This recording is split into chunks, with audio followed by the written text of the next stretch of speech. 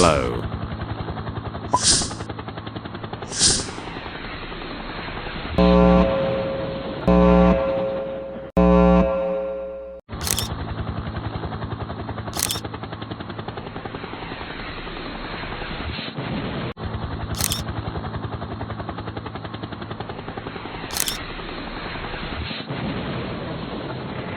भारत में इमरजेंसी क्यों लगाई गई? National emergency in India 1975। Indira Gandhi ने 26 जून 1975 में कहा कि देश में जिस तरीके का माहौल, जैसे कि सेना, पुलिस और अधिकारियों का भड़काना, एक इंसान, दूसरे शब्दों में कहा जाए तो जयप्रकाश नारायण के द्वारा बनाया गया था। भारतीय संविधान में आर्टिकल 352 में स्टेट द नेशनल इमरजेंसी दी गई है। नेशनल इमरजेंसी उस स्थिति में लगाई जाती है जब पूरे देश को या देश के किसी भाग की सुरक्षा को वॉर या किसी दूसरे देश के अटैक के कारण खतरा महसूस होता है। भारत में पहली इमरजेंसी इंदिरा गांधी की सरकार ने 25 जून 1975 को घोषित की थी। यह 21 महीनों तक चली थी। इंडियन पॉलिटिक्स का माहौल इमरजेंसी लगाने से पहले इंदिरा गांधी ने 1969 में 14 बैंकों का नियंत्रण अपने हाथ में ले लिया था, जिसका रिजल्ट अमीर घरानों का कब्जा और राजपिकारों को मिलने वाले भत्ते खत्म किए गए। ऐसे फैसलों से इंदिरा गांधी की इमेज गरीबों के मसीहा के रूप में दिखाई गई। हिंदी के फेमस पोएट श्रीकांत विक्रम द्वारा दिए गए गरीबी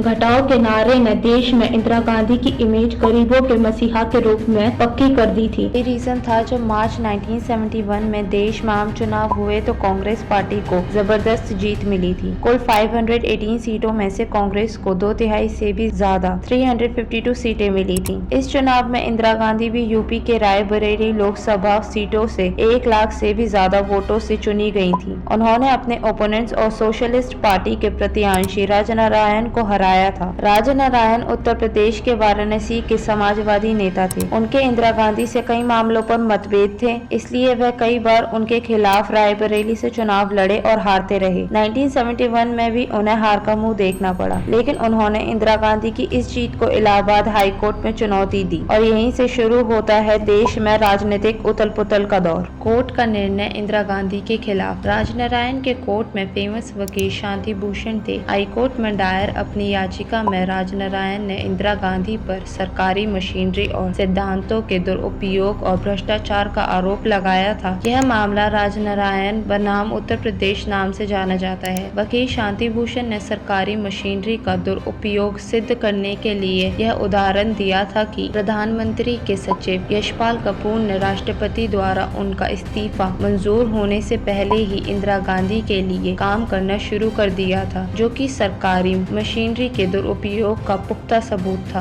उस समय इलाहाबाद हाई कोर्ट के जज जगमोहन लाल सिन्हा ने अपने फैसले में माना कि इंदिरा गांधी ने सरकारी मशीनरी और संस्थानों का दुरुपयोग किया, इसलिए जन प्रतिनिधित्व कानून के अनुसार उनका सांसद चुना जाना अवैध है। अदालत ने अगले 6 साल तक कोई भी चुनाव लड़ने पर रोक लगा दी थी। ऐसी स्थिति में इंदिरा गांधी के पास राज्यसभा में जाने का भी रास्ता नहीं बचा था। अब उनके पास प्रधानमंत्री पद छोड़ने के सिवाय कोई दूसरा रास्ता नहीं था। हालांकि अदालत ने कांग्रेस पार्टी को थोड़ी राहत देते हुए उन्हें नई व्यवस्था बनाने के लिए 3 हफ्तों का समय दे दिया था। समस्या को हल करने की क्या कोशिश हुई थी? एक समय देश में इंडिया इज इंदिरा का माहौल था। ऐसे माहौल में इंदिरा गांधी के होते हुए किसी और को प्रधानमंत्री कैसे बनाया जा सकता था? साथ ही इंदिरा गांधी अपनी पूरी पार्टी में किसी पर भी विश्वास नहीं करती थी। जब प्रधानमंत्री अवसर पर यह बातचीत चल रही थी, उसी समय वहां संजय गांधी आ गए। उन्होंने अपनी मां को कमरे से बाहर ले जाकर सलाह दी कि वह इस्तीफा ना दे। उन्होंने इंदिरा गांधी को समझाया कि यदि उन्होंने प्रधानमंत्री पद किसी और को दिया तो फिर वह व्यक्ति इसे नहीं छोड़ेगा और आपके द्वारा पार्टी में बनाई गई पकड़ भी खत्म हो जाएगी। इंदिरा गांधी अपने बेटे की बात से सहमत हो गई और उन्होंने तय किया कि वह इस्तीफा देने की बजाय इन हफ्तों की मिली मोहलत का फायदा उठाते हुए इस फैसले को सुप्रीम कोर्ट में चुनौती देंगी। इस केस की सुनवाई जज जस्टिस BR अय्यर ने की थी। जज ने अपने फैसले में कहा कि वे इलाहाबाद हाई कोर्ट के फैसले पर पूरी रोक नहीं लगाएंगे। सुप्रीम कोर्ट ने इंदिरा गांधी को प्रधानमंत्री बने रहने की अनुमति तो दे दी, लेकिन कहा वे लास्ट फैसले आने तक सांसद के रूप में मतदान नहीं कर सकती हैं। जयप्रकाश नारायण का रोल। कोर्ट की पटापटक के बीच बिहार गुजरात में कांग्रेस के खिलाफ छात्रों का आंदोलन भी उग्र हो रहा था। बिहार में इस आंदोलन को हवा दे रहे थे जयप्रकाश नारायण। सुप्रीम कोर्ट के फैसले के अगले दिन यानी 25 जून को दिल्ली के रामलीला मैदान में जयप्रकाश नारायण की रैली थी। जयप्रकाश नारायण ने इंदिरा गांधी के ऊपर देश में लोकतंत्र का गला घोटने का आरोप लगाया और रामधारी सिंह दिनकर की